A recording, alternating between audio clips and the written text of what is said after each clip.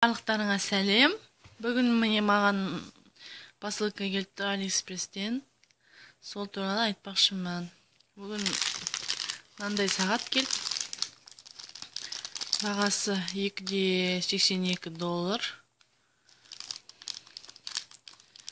Сағат деген өте әдемі. Өзінің бағасына тұрады. Алтын сияқты жанында міне стразалармен. Сағат үші жүріп тұр. Және де тағы да мынандай сақина 920 пропсы бар міне. Онда екі түрі міне. Екі түрі бар. Және де міне мынандай мужской обручальный сақина.